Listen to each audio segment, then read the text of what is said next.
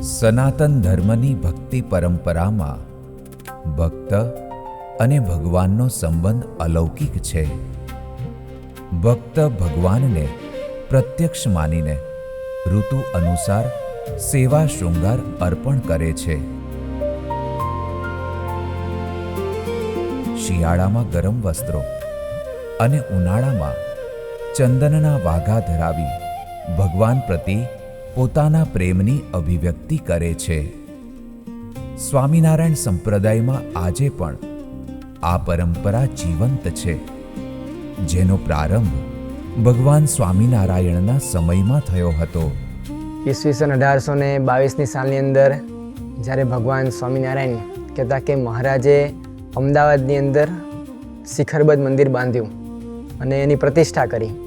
તે વખતે પરમહંસોએ ખાસ કરીને મુક્તાનંદ સ્વામી, આનંદાનંદ સ્વામી, પ્રેમાનંદ સ્વામી એમને મહારાજને પ્રતિષ્ઠા થઈ ત્યાર પછી ચંદનથી અર્ચા કરી. કાળઝાળ ગરમી હતી, સંતોને પરમહંસોને ઈચ્છા થઈ હશે અને મહારાજના શરીરે પણ ચંદનની અર્ચા કરી. અને ત્યારથી છેક આજ દિન પર્યંત દર વર્ષે વૈશાખ મહિનાની અંદર જ્યારે ગરમીનું પ્રમાણ વધારે હોય ત્યારે ઠાકોરજીને 1 મહિના સુધી ચંદનના વાઘા ધરાવવામાં આવે છે.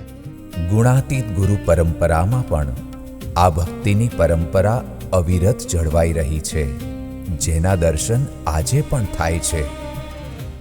યોગીજી મહારાજના સમયની અંદર દર વર્ષે સ્વામી શ્રી ચંદન પોતે જાતે ઘસી, બધા સંતો પણ ભેગા થઈ ચંદન ઘસી અને ઠાકોરજીને ચંદનના વાઘા કરતા. યોગીજી મહારાજ ખાસ દર્શન કરવા માટે આવતા અને ઠાકોરજીની આરતી પણ ઉતારતા. દર વર્ષે સ્વામી શ્રી ચંદન પોતે જાતે ઘસી અને ઠાકોરજીને ચંદનના વાઘા કરતા હોય છે.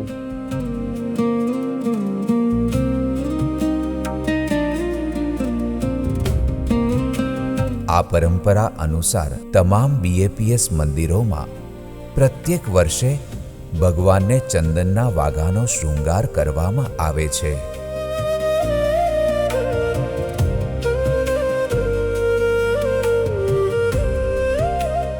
પરંતુ આ સેવા માત્ર એક શૃંગાર નથી, તેની પાછળ રહેલો છે કલાકોનો ભક્તિમય પુરુષાર્થ, સૂક્ષ્મ આયોજન અને ભગવાન તથા ગુરુને રાજી કરવાની ભાવના. તો ભગવાનને પણ શરીરે ટાઢક રહે, ઠંડક રહે, એટલા માટે થઈને આપણા બધા સંતો ભક્તો એ ચંદનનો ઉપયોગ કરીને ચંદનને જાતે ઘસીને ભગવાન ઉપર એનો લેપ કરવામાં આવે છે. જ્યારે ચંદનનું લાકડું આપણને અહીંયા પ્રાપ્ત થાય પછી એ ચંદનનું લાકડું મશીન દ્વારા ઘસાય. એટલે આખી એની પણ એક પ્રોસેસ છે. ધારો કે મશીનની અંદર A મશીન B મશીન બંનેની આખી ડોલ ભરાય ઘસાય એ દરમિયાન, અને પછી એને એક પોટલીની અંદર બંને મશીનના નેમ પ્રમાણે પોટલી બાંધવામાં આવે છે.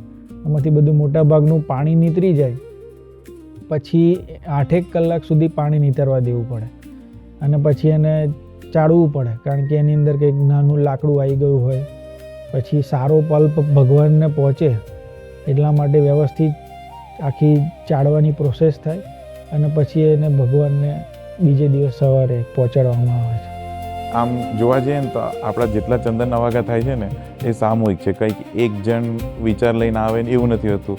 બધા જ સંતો, સાધકો, પાર્ષદો અલગ અલગ વિચારધારા દ્વારા આખું અલગ બધું થતું હોય છે. લગભગ આખી પ્રોસેસ 10 થી 12 કલાક એક વાઘો તૈયાર થતા થાય. આગલે દિવસે આખો વાઘો તૈયાર થઈ જાય, પછી બીજે દિવસે સવારે વહેલી સવારે સંતો ભગવાન ઉપર ચંદનનો લેપ કરી દે.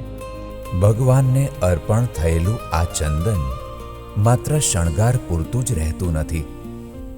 ભગવાન સ્વામિનારાયણે આજ્ઞા કરી છે કે ભગવાનને અર્પણ થયેલ આ પ્રસાદીભૂત ચંદન વડે સંતો હરિભક્તોએ તિલક કરવું અને તેના મધ્યમાં કુમકુમનો ગોળ ચાંદલો કરવો. ભગવાનના શ્રી અંગને સ્પર્શેલું આ ચંદન આજે પણ હજારો હરિભક્તો માટે એક દિવ્ય સ્મૃતિ બની રહે છે.